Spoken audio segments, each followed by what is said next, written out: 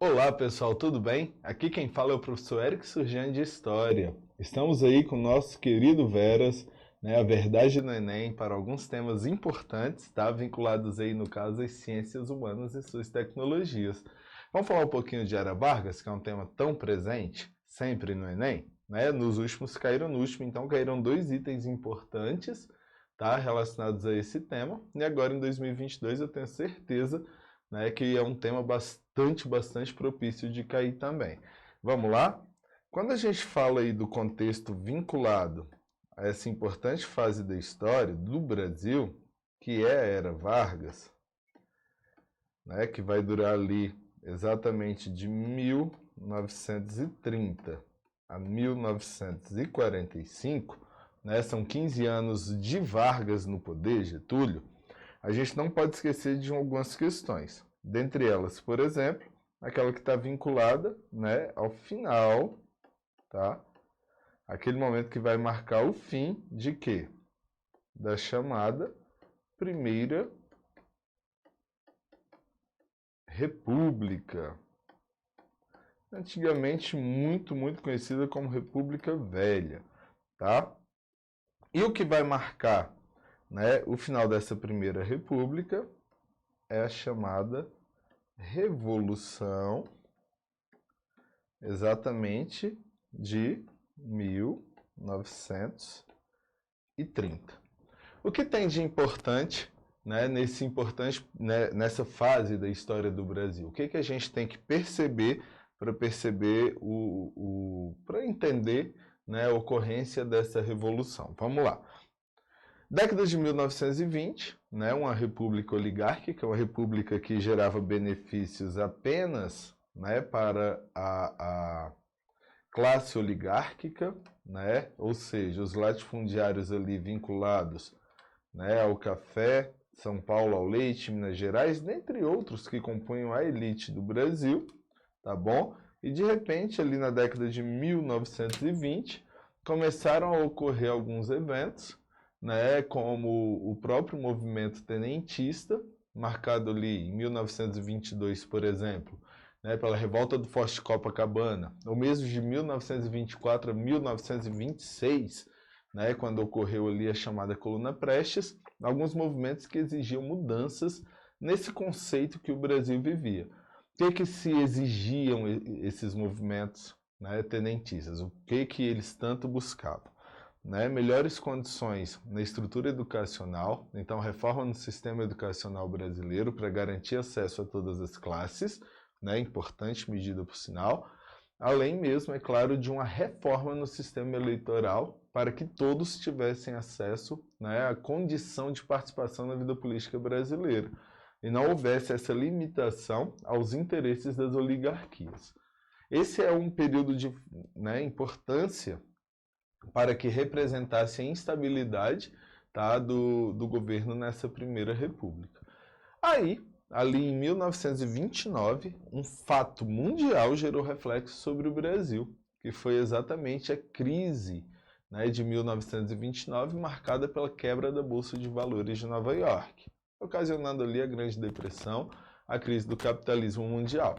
O reflexo para o Brasil foi: nós tínhamos os Estados Unidos como nosso principal comprador, nosso principal cliente, né, para a compra do café, e o café, a exportação do café desde o segundo reinado era a base da nossa economia, e naquele momento o que aconteceu? Né, com essa ausência dos Estados Unidos em comprar, o reflexo para a economia do Brasil foi gigantesco, gerando, é claro, uma instabilidade principalmente nas oligarquias paulistas, principais responsáveis pela produção do café que seria exportado. Nesse contexto, né, o presidente Washington Luiz, paulista, que deveria, né, apoiar os mineiros nesse conceito da revolução, da sucessão presidencial, né, ao invés de apoiar o mineiro, ele apoiou o paulista também, paulista Júlio Prestes. Né? Então, dentro desse contexto em que a sucessão deveria ocorrer, tá, por um mineiro, e ele apoiou um paulista, o que os mineiros fizeram? Se aliaram a Paraíba e ao Rio Grande do Sul, né, e lançaram a chapa em que Getúlio Vargas, gaúcho, seria o candidato à oposição a Júlio Prestes e o vice dele, né, o paraibano João Pessoa, que também estaria atuando naquele movimento. Porém, de forma fraudulenta mesmo, tá? Os paulistas, na figura de Júlio Prestes, acabaram vencendo aquelas eleições. Com isso, houve uma movimentação social muito grande, né? E essa movimentação social foi utilizada como parâmetro para que pouco mais tarde, com intervenção inclusive de militares e tal, tá? O Getúlio Vargas assumisse o poder ali em 1930. E assim, né? Vou dar os pontos mais importantes de cada período da Era Vargas. A gente entende que houve ali no chamado governo provisório alguns fatos importantes.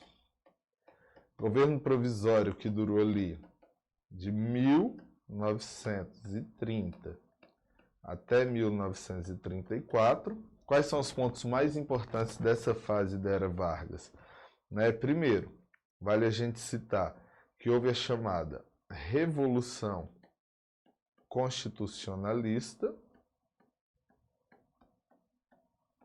como o próprio nome já diz, constitucionalista, em 1932, tá? Como o próprio nome já diz, essa revolução exigia uma Constituição, já eu conto para vocês, e também, né, vale a gente citar que graças, né, a essa fase, uma ação que promoveria no governo seguinte uma legislação trabalhista começa a entrar em vigor. Mas vamos falar aqui desses pontos? Olha só. Essa Revolução Constitucionalista seria uma forma, tá, encontrada aí pelos paulistas, pela Frente Única Paulista, tá, em tornar instável o governo recém-instalado de Vargas. Primeiro, ele centraliza o poder em sua figura para uma reorganização política, tá? E ao mesmo tempo vale a gente citar que, graças a essa centralização do poder em sua figura, né, isso gerou uma reação dos paulistas contra essa condição a que Vargas foi, né, submeteu o Brasil. Com isso vem a Revolução Constitucionalista, que geraria, né, a confecção e promulgação da Constituição de 1934, que botaria em vigor exatamente essa legislação trabalhista. E é isso que marca ali o chamado governo provisório. E esse governo provisório, né, que durou ali exatamente de 1934 a 1937, vai ser marcado por uma, né, institucionalização exatamente dessas leis trabalhistas que entrariam em vigor. E não somente, uma reforma, é claro, no modelo político, em que a mulher finalmente assumiria o direito de participar da vida política. Só que, ao mesmo tempo, a gente começa a perceber que ocorreram algumas situações, tá, que geraram algumas transições no mundo com reflexos exatamente para o Brasil. Como assim? Os regimes totalitários, ou seja, os regimes nazifascistas, estavam entrando em vigor, tá? Pagando aqui para vocês. Os regimes nazifascistas estavam entrando em vigor e isso gerou reflexos sobre o Brasil. Quer um exemplo? Olha só. Né? O Plínio Salgado, ele começou a liderar, em nome do governo Vargas, a chamada Aliança Integralista Brasileira, que entraria em conflito com a chamada Intentona Comunista, liderada por Luiz Carlos Prestes, tá? E que, né, representava ali a Aliança Nacional Libertadora. Esse conflito ideológico acabou dando espaço para que Vargas, em 1937, lançasse o chamado Plano Cohen, que seria um golpe de Estado nele mesmo. E ali, em 1937, tá, seria iniciado o chamado Estado Novo. E esse Estado Novo, que duraria, né, até o ano de 1945. O que vai acontecer? Tá? Primeiro, o Brasil, né, vai começar a viver uma fase autocrata, ou seja, o poder centralizado na figura de Vargas, na chamada Constituição Polaca, que representava essa autocracia, esse poder centralizado. Outra coisa positiva, o Brasil sofreu uma fase de industrialização, né, muito importante também nesse período.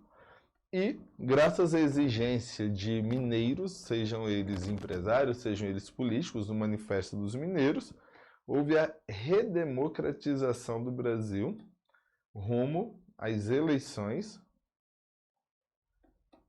né, que ocorreriam ali em 1945 e seriam vencidos exatamente por Eurico Gaspar Dutra, o sucessor direto de Vargas. Então são aí alguns pontos importantes que a gente tem que destacar, tá bom?